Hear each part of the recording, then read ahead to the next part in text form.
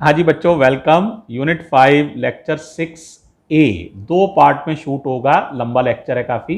तो जरा देखो बच्चों, सबसे पहले हम जो आर्टिकल पढ़ने जा रहे हैं उसका नाम है स्पीड ऑफ इलेक्ट्रोमैग्नेटिक वेव्स। बेटे, मैक्सवेल ने इलेक्ट्रोमैग्नेटिक वेव्स यानी लाइट की स्पीड कितनी होती है मालूम है? 3 × 10⁸ मीटर पर सेकेंड। इस बात को मैथमेटिकली ही निकाल के दिखाया था। ठीक है, यानी इतना बड़ा रिजल्ट सिर्फ मैथ से उन्होंने निकाल दिया था। तो इसको निकालने में 2 पार्ट हैं और मैथ्स का यूज है, डिफरेंशिएशन इंटीग्रेशन का हम यूज करेंगे। ठीक है, तो उसमें हम लोग ये शुरू कर रहे हैं। पहले पार्ट में मैं प्रूफ करूंगा E0 इक्वल्स टू CB0। ये भी बोर्ड में 1 या 2 बार प्रूफ करने को आ चुका है, तो इसको ध्यान से देखिएगा। E0 का नाम होता है maximum value of electric field, C का नाम वेलोसिटी ऑफ लाइट और B का नाम B0 का maximum value of magnetic field. इस बात को प्रूफ करने के लिए मैंने ये एक डायग्राम बनाया है।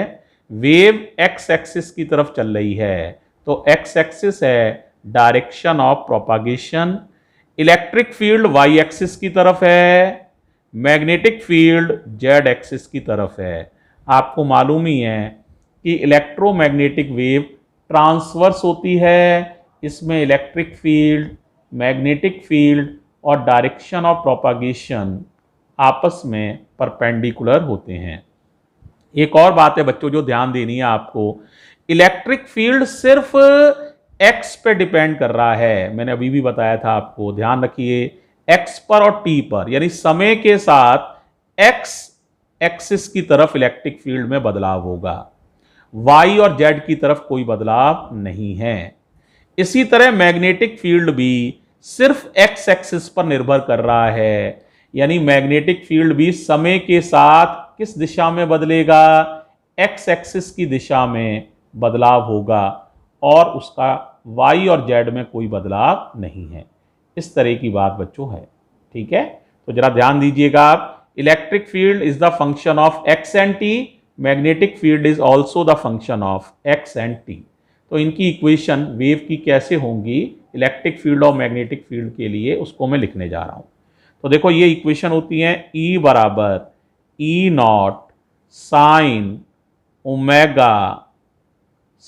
Omega T. टी की जगह आएगा T माइनस एक्स अपॉन सी। ये इक्वेशन है। T माइनस एक्स अपॉन सी क्यों? क्योंकि ये T है और बेटा ये x दूरी चलने में हम देख सकते हैं, तो ये x दूरी चलने में जो समय लगेगा वो लगेगा x अपॉन सी। ये 11th में पढ़ाई भी जाती है। किसी भी प्रोग्रेसिव वेव की इक्वेशन यही होती है, E बराबर E0 साइन ओमेगा ब्रैकेट में T माइनस एक्स अपॉन सी। ध्यान रखना, इलेक्ट्रिक फील्ड 2 चीज़ों पे डिपेंड कर रहा है, एक x पर और एक t पर। अब ऐसे ही बताओ मैग्नेटिक फील्ड की इक्वेशन क्या होगी? बताओ, मैग्नेटिक फील्ड भी सेम डिपेंड कर रहा है, तो B बराबर B0 sine omega T minus x upon सी। ये इक्वेशन है। ठीक है, x दूरी पर ये इक्वेशन है, x दूरी पर है ना। अब मान लो दूरी x1 हो तो यहाँ x1 लिख दो, यहाँ दूरी x2 हो तो यहाँ x2 लिख दो। इस तरह से इक्वेशन होती हैं। ध्यान कर लीजिए, 11th में पढ़ाई गई हैं। चैप्टर का नाम है वेव। ठीक, अब मैं बेटे आर्टिकल पर आ रहा हूँ। बेसिक मैंने बता दिया है, तो अब आर्टिकल को मैं जरा स्टार्ट कर रहा हूँ। तो देखो तुम लोगों ने भाई फैराडे लॉ पढ़ा हुआ है, Faraday law of electromagnetic induction या मैक्सवेल इक्वेशन। तो उसमें था E बराबर minus D phi upon D t. E का नाम इंड्यूस्ड ईएमएफ होता है। इंड्यूस्ड ईएमएफ को ऐसे भी लिख सकते हैं, line integral of electric field. तो E डॉट डी एल बराबर minus D phi upon D T. ये हमारी इक्वेशन है थर्ड। क्लियर है? अब देखो बेटे, इसमें 2 पार्ट हैं। एक ये है LHS, इसको सॉल्व करना है, एक ये है RHS। दोनों को एक साथ लिखेंगे तो बहुत लंबी लाइन बनेगी, तो कैमरे में लिखने में थोड़ी दिक्कत आएगी। तो मैं LHS को पहले सॉल्व करके दिखाता हूं, फिर RHS को सॉल्व करेंगे और फिर दोनों को इक्वेट करेंगे। याद रखना भाई, पहले LHS सॉल्व कर रहा हूं है।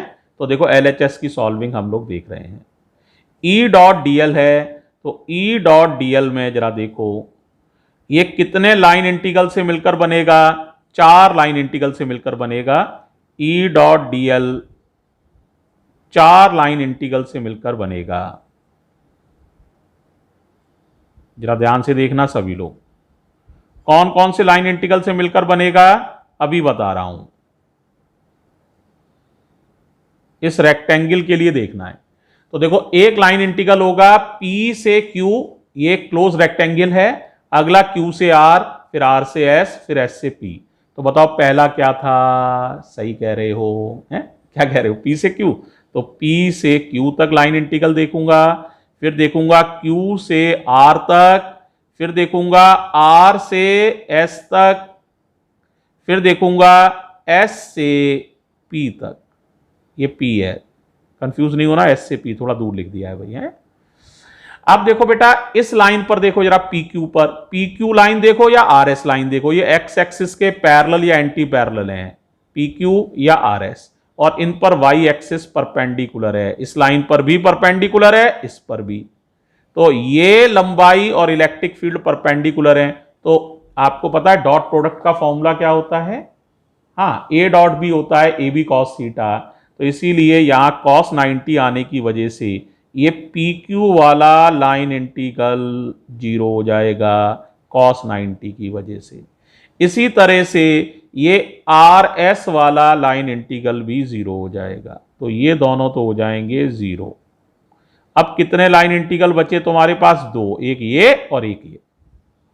अब पहले इसको देखो, Q से R, Q से R पर इलेक्ट्रिक फील्ड कितना है? x2 दूरी है, तो ये माना जाएगा आपका E कौन सा वाला? x2 वाला, है ना। और ये वाला है E, देखो SQ ये है ना। तो ये कौन सा माना जाएगा बताओ? P से जो आपका S वाला है उसमें ये दूरी है x1। तो एक ये बचा है, इसमें दूरी x2 है, और एक ये बचा है, इसमें दूरी x1 है। ठीक है, एक और अंतर है इसमें, देखो ये इलेक्ट्रिक फील्ड के साथ पैरेलल है, तो इसके लिए थीटा 0 डिग्री है, और इसके लिए ये देखो ये अपोजिट डायरेक्शन में है, तो थीटा 180 डिग्री है। तो तुम्हें पता है A dot B AB cos theta होता है, तो cos 0 की वैल्यू 1 होती है, तो यहां तो 1 ही आएगा, यानी ये लंबाई आ जाएगी L। लेकिन यहां पर भाई साहब ये कितना आएगा? cos 180 यानी -1, तो ये लंबाई -L आएगी। तो अब जरा देखो क्या क्या मिलेगा तुम्हें। यहां क्या मिलेगा? E at x2 into L cos 0। फिर दोबारा सुन लो, E at x2 L cos 0। यहां मिलेगा E at x1 L और cos 180। तो देखो ये मिलेगा, ध्यान कर लेना, पेज बदलना। बोलो भाई क्या क्या मिल रहा था, बताओ अब बोलो। तो हमें जो मिलेगा इंटीग्रल E डॉट dl, वो मिलेगा E at x2, लिखने के लिए यहां लिख दे रहा हूं ताकि याद रहे, L cos 0, और E at x1 electric field at x1 L और cos 180। ओके, अब बताओ क्या हो जाएगा? E at x2 लिखना तुम्हें आता है, E not sine omega t minus x2 upon c। ये इक्वेशन लिखी थी मैंने इलेक्ट्रिक फील्ड की, वहीं से लिखा है। अब यहां पर L और है तो L भी लगा दे रहा हूं, cos 0 1 हो गया, cos 180 की वजह से माइनस आएगा भाई, देख लो।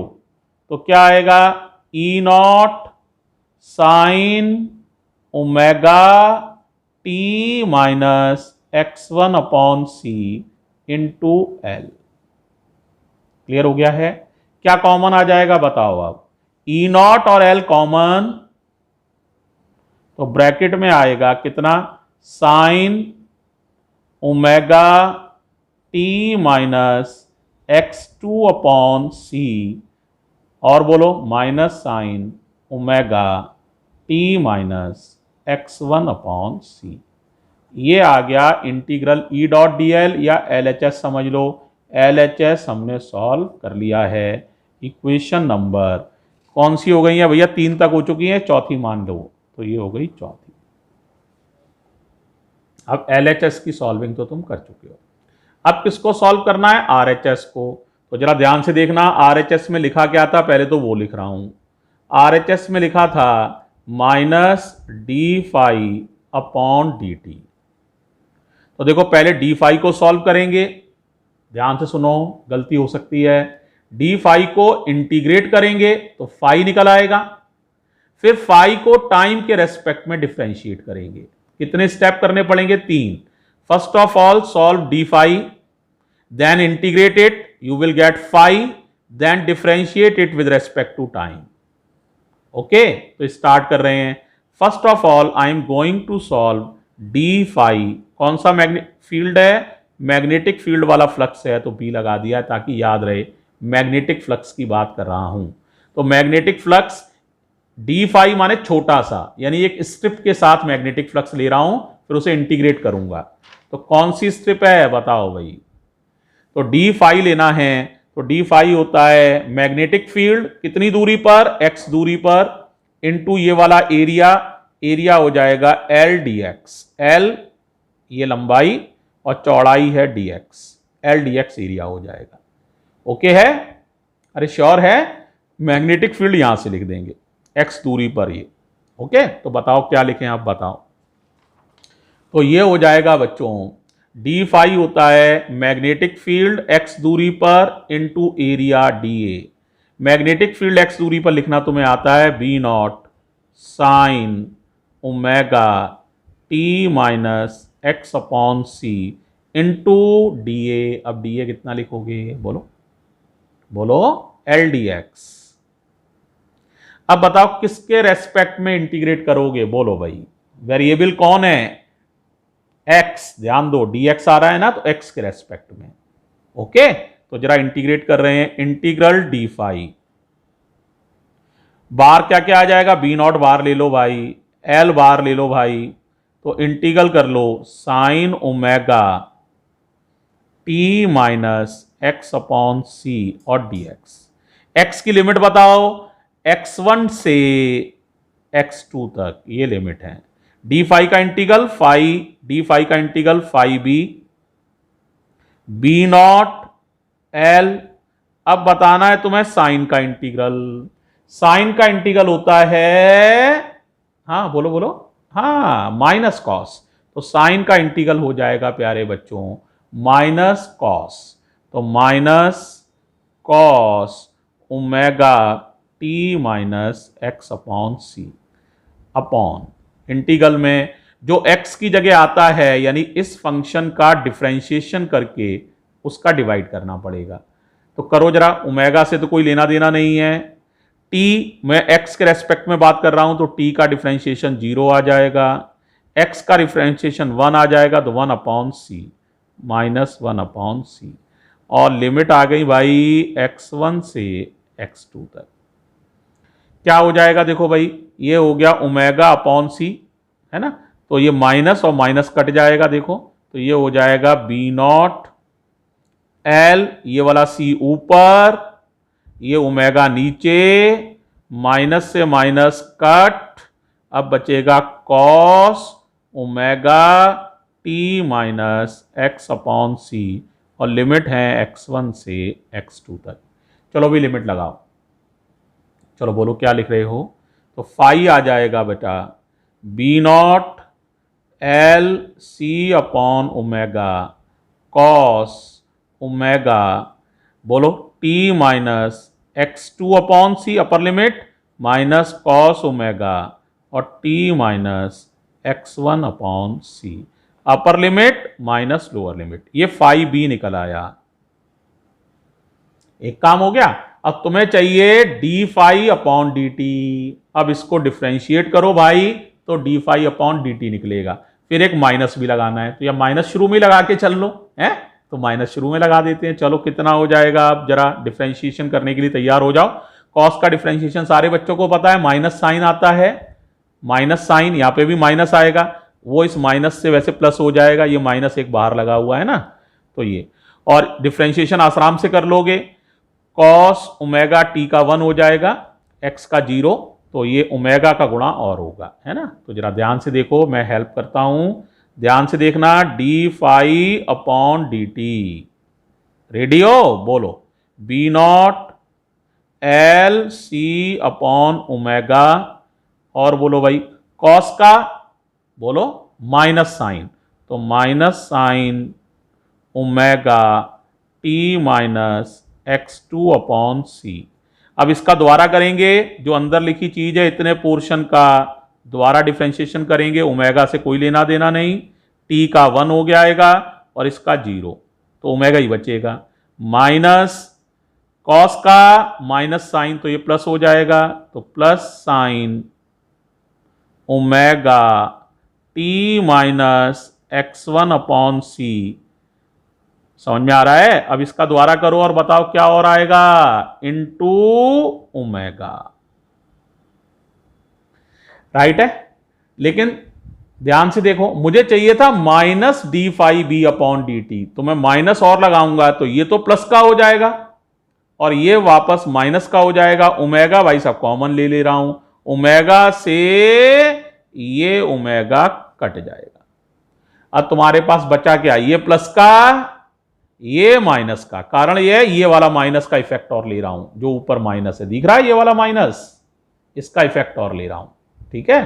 तो ये प्लस का ये माइनस का और बी नॉट एल सी है। तो अब बताओ D phi B upon D T कितना आ गया, याद है तो बताओ, हमें तो याद है, देखो लिख देते हैं, तो D phi upon D T ये आ गया प्यारे बच्चों बी नॉट एल सी, और भाई साहब बता सकते हैं साइन ओमेगा और t minus x2 upon c minus sine omega और टी माइनस x1 अपॉन सी, ये आ जाएगा आपका। ये आ गया बच्चों RHS। तो RHS में इतना पोर्शन ध्यान से देख लो भाई, ये RHS है, राइट हैंड साइड की सॉल्विंग है ये। अब तुम्हें LHS भी दिखा रहे हैं, है ना, ये RHS की सॉल्विंग है, इक्वेशन नंबर 5 समझ लो इसे। अब तुम्हें LHS और दिखा रहे हैं, देखना ये दोनों में मिलेगा, sine omega T minus x2 upon c minus sine omega T minus x1 upon c. देखो जरा LHS देखो, दिखा LHS, बोलो बेटा, देखो यही लिखा है sine omega T minus x2 upon c. तो ये पोर्शन जब LHS और RHS को बराबर करोगे तो ये पोर्शन दोनों तरफ कट जाएगा। तो इधर LHS में बचेगा ई नॉट एल, याद करो ई नॉट एल बचेगा, और RHS में बचेगा बी नॉट एल सी।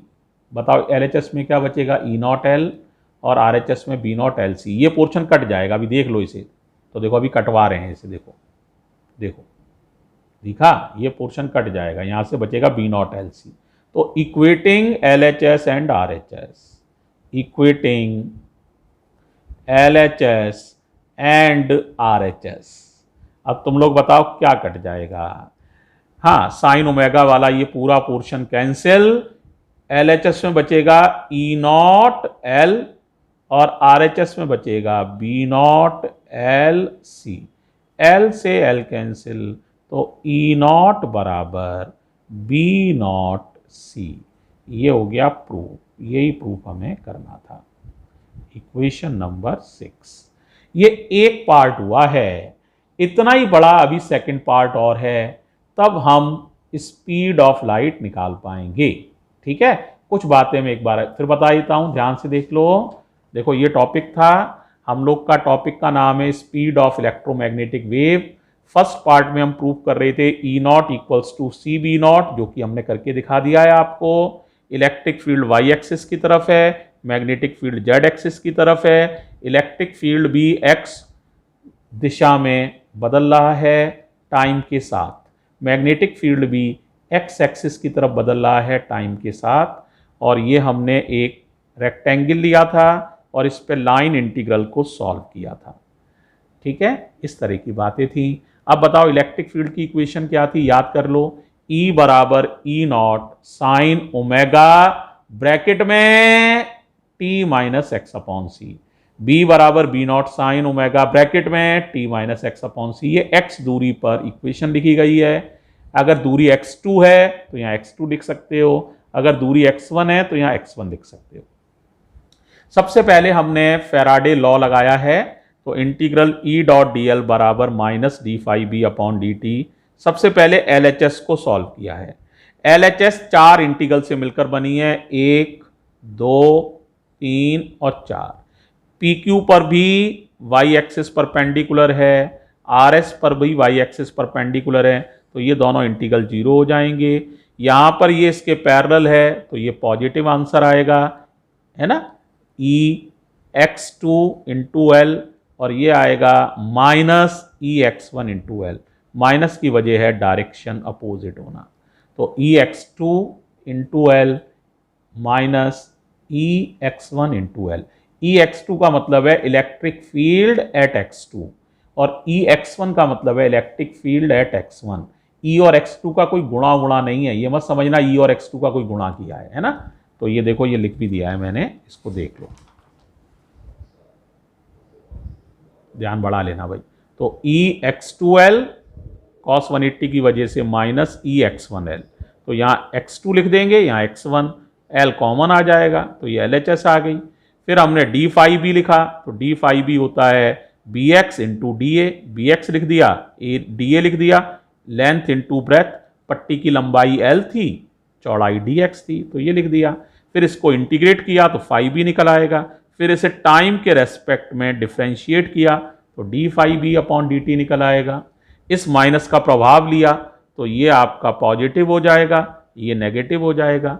फिर LHS और RHS को जब बराबर करेंगे तो ये पोर्शन कट जाएगा, यहाँ से बचेगा E0L और इधर से बचेगा B0LC, ये बचेगा B0LC। L से L कट जाएगा और हमारी बात प्रूफ हो जाएगी। ओके है, तो मुझे उम्मीद है कि आपको इतना पोर्शन समझ में आ गया है, मान लें। ठीक, अब इसका अगले पोर्शन के लिए अगला वीडियो देखना, ठीक है। थैंक यू बेटे।